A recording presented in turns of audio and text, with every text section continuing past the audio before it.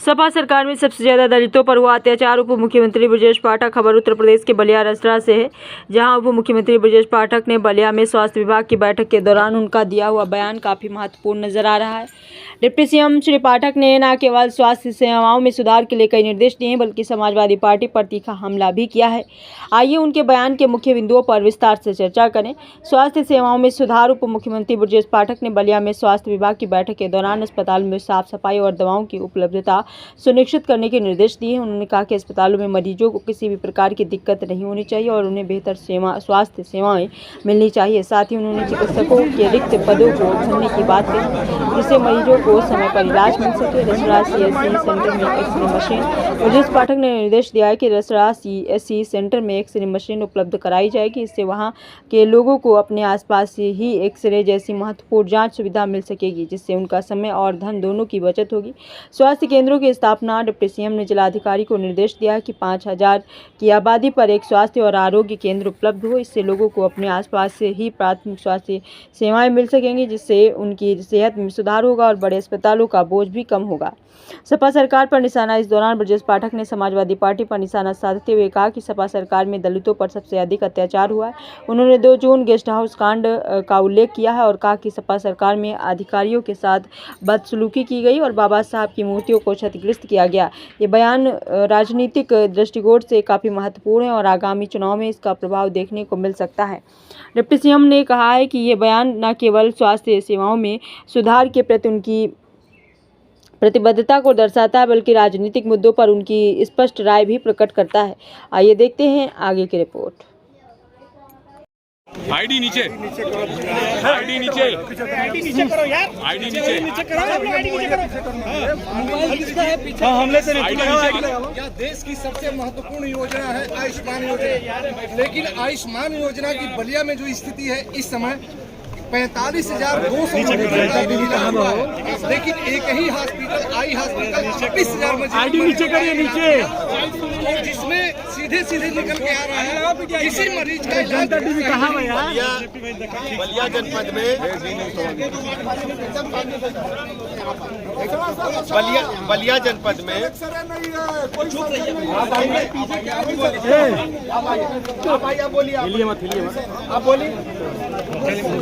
बलिया जनपद में स्वास्थ्य विभाग की पूरे जिले की समीक्षा बैठक हुई है।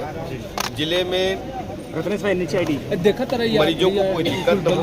गर्मी के सीजन को देखते हुए सभी अस्पतालों में शुद्ध ठंडा पेयजल उपलब्ध रहे। मरीजों को उनके परिजनों को बैठने के लिए कुर्सियां बेंचें जारी रहे। स्ट्रेचर व्हीलचेयर उपलब्ध रहे। सभी अस्पतालों में मेंटेनेंस साफ सफाई करने के निर्देश दिए गए हैं। अस्पतालों में पूरी दवाइयाँ जो एसेंशियल ड्रग लिस्ट है उसके हिसाब से उपलब्ध है। जो हमारे 5000 की आबादी पर स्वास्थ्य आरोग्य मंदिर, हेल्थ वेलनेस सेंटर, स्वास्थ्य उपकेंद्र सभी खुले। कुछ अस्पतालों में ANM की ड्यूटी टीकाकरण में लगने के कारण वो नहीं खुल पा रहे हैं। तो CMO को, जिलाधिकारी महोदय को कहा है कि सभी हमारे स्वास्थ्य उपकेंद्र खुलेंगे। हर स्थिति में मरीजों को 5000 की आबादी पर गांव स्तर पर ही दवाई उपलब्ध कराएं। जिला अस्पताल में, महिला अस्पताल में कहीं कोई दिक्कत न हो। जो रसड़ा का हॉस्पिटल है CSC, यहाँ पर एक्सरे मशीन की दिक्कत बताई गई है। यहाँ पर डिजिटल एक्सरे मशीन लगाने की डिमांड आई है। शीघ्र ही उसको स्वीकृत करके यहाँ पर लगेगा।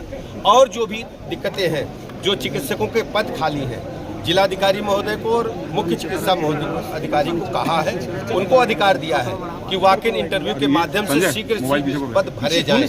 किसी भी स्थिति में कोई पद खाली न रहे, ये जिम्मेदारी बलिया के जिलाधिकारी महोदय और मुख्य चिकित्सा अधिकारी महोदय को हमने दी। अच्छा सर, आज मायावती ने एक बड़ा बयान दिया समाजवादी पार्टी को लेकर। उन्होंने कहा कि दलित वोटों के स्वार्थ के लिए जो है समाजवादी पार्टी किसी हद तक जा सकती है। देखिए, और कहीं न कहीं एक समाजवादी पार्टी की कथनी करनी को प्रदेश के लोग अच्छी तरह जानते हैं। जब सूबे में सत्ता में रहे हैं, दलितों पर अत्याचार अनाचार समाजवादी पार्टी के गुंडे माफियाओं नहीं किए हैं। आप अच्छी तरह जानते हैं, बहन मायावती जी पर जो समाजवादी पार्टी की सरकार थी उस समय, जो 2 जून का गेस्ट हाउस कांड है, कोई भूला नहीं है। जब ये पावर में आए तो दलित महापुरुषों की, बाबा साहब की मूर्तियों को कई बार इन लोगों ने क्षति पहुंचाई है। और ये केवल बहुरूपीय है, वोट लेने के खातिर इस प्रकार के कारनामे कर रहे हैं। लेकिन जनता सच्चाई समझती है।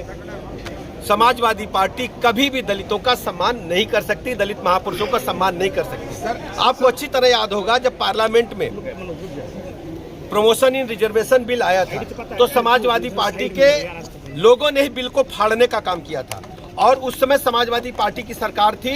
दलित जो हमारे अधिकारी थे, जो एससी समाज के अधिकारी थे, एसटी समाज के अधिकारी थे, उनको पदान्नत किया गया था।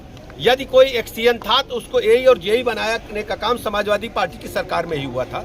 समाजवादी पार्टी छद्म बेजदारी, केवल नौटंकी कर रहे हैं और सच्चाई प्रदेश की जनता जानती है। इन्हें कभी भी प्रदेश जनता स्वीकार नहीं करेगी। जब जब सपा सूबे में सत्ता में रही है, गुंडे, बदमाश, माफिया, लुच्चे, लफंगे बढ़े हैं।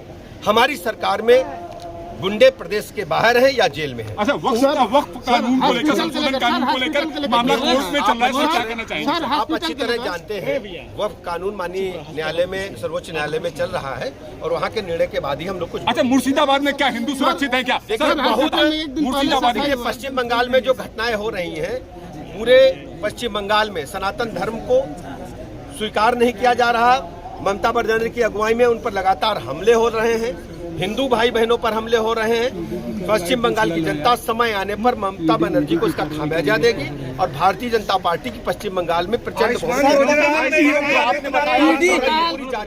ईडी की कार्रवाई जिस तरह से कांग्रेस के नेताओं को हो रही है, क्या कहना चाहेंगे?